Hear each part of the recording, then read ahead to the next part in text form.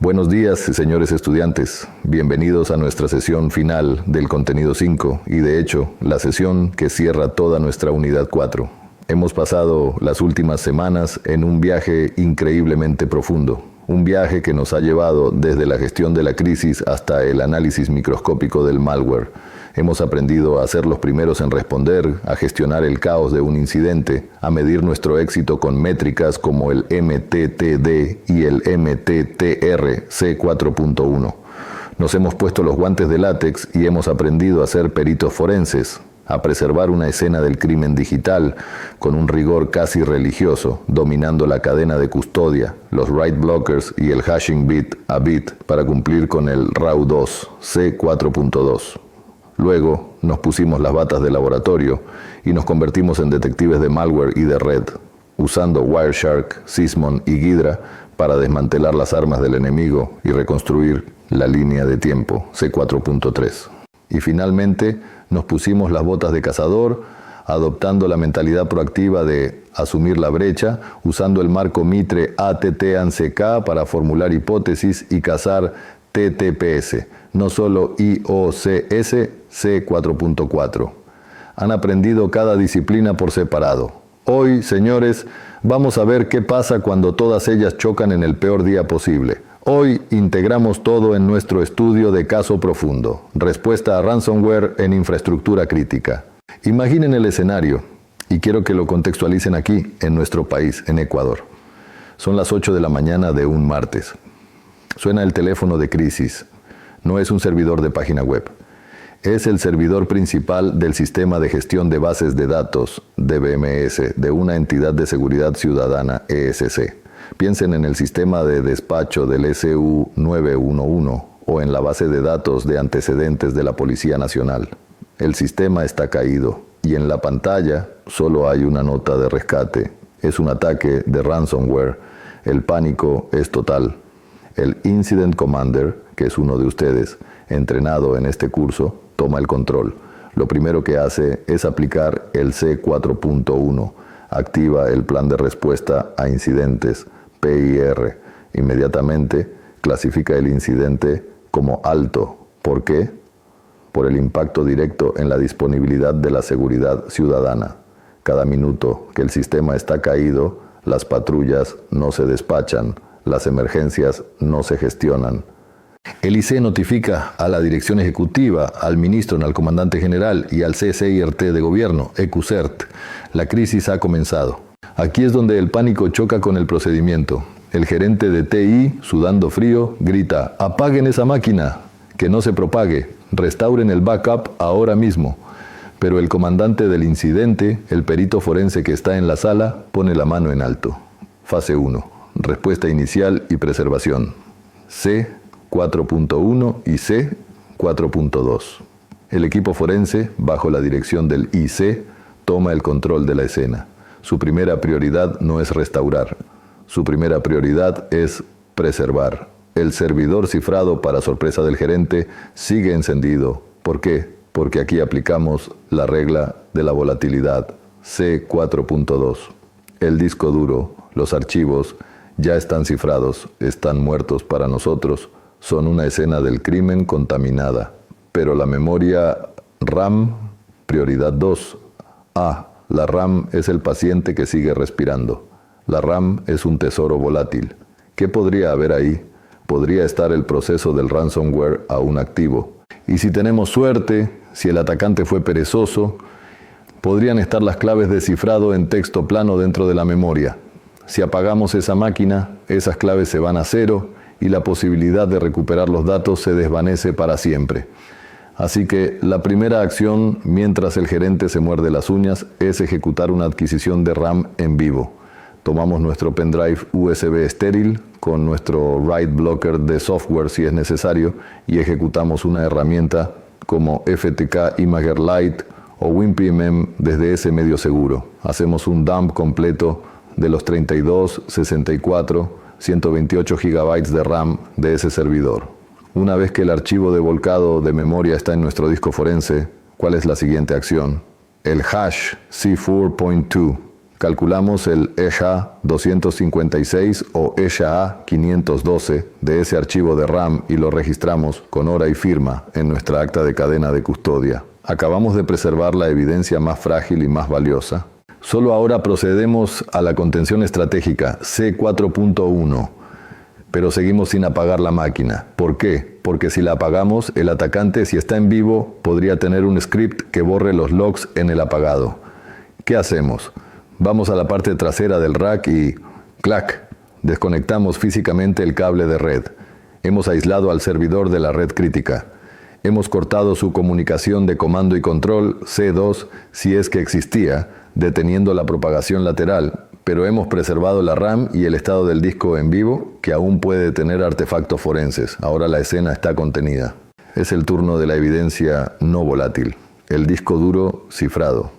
Conectamos nuestro disco de destino limpio, esterilizado, al servidor, y entre el disco de origen, el cifrado y nuestra estación de trabajo, ¿qué ponemos? Nuestro mejor amigo, el bloqueador de escritura de hardware, Hardware Write Blocker. No vamos a confiar en el software. Con el bloqueador garantizando la integridad, usamos nuestra herramienta forense para crear una imagen forense bit a bit, C4.2. No un copiar y pegar, una copia sector por sector. Y mientras la herramienta trabaja, está haciendo dos cosas: copiar y calcular el hash SHA-512. Usamos uno más robusto por si acaso, del disco original y de la imagen forense que está creando. Horas después, la copia termina. La herramienta nos da luz verde, verificación de hash exitosa. El hash del original es idéntico al hash de la copia. Registramos esos dos valores en nuestra acta de COSE. Firmamos, sellamos el disco original. Acaba de cumplirse el RAU2.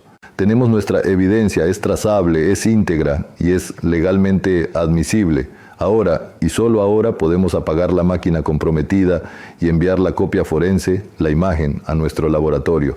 Fase 2. Análisis para erradicación, C4.3. Estamos en el laboratorio, seguros, con una taza de café, trabajando solo sobre la copia. Aquí empieza el trabajo del detective, C4.3. Abrimos la imagen de disco y encontramos el binario del ransomware, el payload.exe. Lo primero que hacemos, análisis estático de malware. Le pasamos el comando strings y bingo. Entre todo el texto basura encontramos esto: 185.10.20.33 y C, Program Datas Chost Real Exe. ¿Qué acabamos de encontrar? Una dirección IP, que es un indicador de compromiso, IOC, probablemente el servidor de C2, y encontramos la ruta que usa para persistencia. Ya tenemos el hash del binario y la IP, pero no nos detenemos ahí.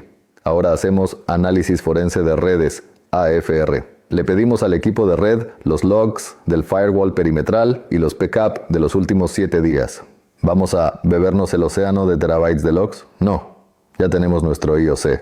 Abrimos Wireshark o nuestro SIEM y aplicamos un filtro avanzado, IP.addr igual a 185.10.20.33, y ahí está. El ruido desaparece y vemos la aguja en el pajar. Vemos la conexión TCP inicial hace 3 días al puerto 4444. Vemos el payload descargándose. Acabamos de reconstruir la línea de tiempo. Sabemos cuándo y cómo entraron. Fase 3. Transición a la casa de amenazas, C4.4. Aquí, señores, es donde el aficionado se detiene y el profesional continúa. El aficionado dice: problema resuelto. Tengo el hash y la IP. Bloqueen esa IP en el firewall, pongan el hash en el antivirus, restauren el servidor cifrado y nos vamos a almorzar. Y ese, señores, es el error que lleva a que la misma empresa sea atacada 6 meses después. ¿Por qué? Porque el ransomware solo fue el impacto. El IOC, esa IP, el atacante la cambia en 5 minutos. Por $5 alquila un nuevo VPS. El hash lo recompila con un solo bit cambiado y ya es un hash nuevo. Confiar solo en los IOCs es jugar a la defensiva, y es un juego que siempre se pierde. El profesional, el threat hunter entrenado en este curso, reconoce que el ransomware solo fue el síntoma ruidoso. El profesional asume la brecha, C4.4. El profesional transiciona a una defensa proactiva basada en el comportamiento, TTPS. El profesional se pregunta: si el atacante tuvo el control para cifrar este servidor, ¿Qué más hizo? ¿Realmente creen que solo comprometió una máquina? ¿O el ransomware es solo la distracción, mientras su verdadero acceso, la persistencia latente, sigue escondido en otros servidores? Así que formulamos una hipótesis de caza, C4.4, usando nuestro marco Mitre ATT-ANSECA. La hipótesis es: el atacante usó una táctica de acceso inicial desconocida, pero su táctica de impacto fue T1486, Data Encrypted for Impact. Si el atacante es medianamente sofisticado, antes de lanzar el ruidoso ransomware, estableció persistencia en otros servidores. Mi hipótesis es que el adversario usó la técnica T1547.001, Registry Run Keys, para dejar un backdoor latente en otros servidores de la red crítica. Y ahora la caza proactiva. Vamos a nuestro SIEM. Ya no buscamos el IOC, el hash, estamos cazando el TTP, el comportamiento. Lanzamos una hunting query específica contra todos los servidores no cifrados en el data center.